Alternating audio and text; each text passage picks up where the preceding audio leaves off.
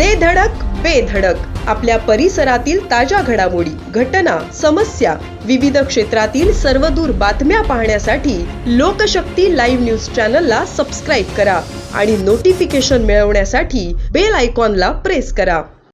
रत्नागिरी जिल्ह्यातील चिपळूण तालुक्यात Sawarde bus stop जवळ मुंबई गोवा महामार्गावर तिहेरी अपघाताची घटना घडली आहे. या अपघातात बस, कार आणि डंपर यांचा समावेश असून संपूर्ण प्रकार जवळील सीसीटीव्ही कॅमेऱ्यात कैद झाला आहे.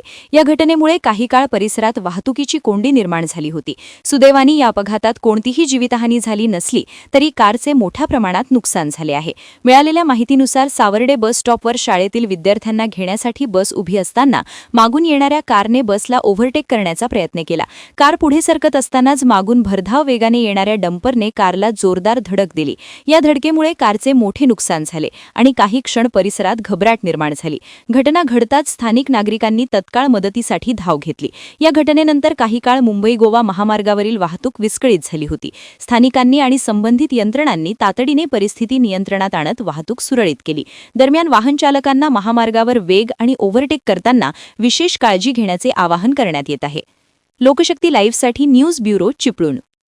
अशाच सच्चाई दर्शवणाऱ्या बातम्या पाहण्यासाठी लोकशक्ती लाईव्ह न्यूज चॅनलला लाईक करा, शेअर करा आणि सबस्क्राईब करा.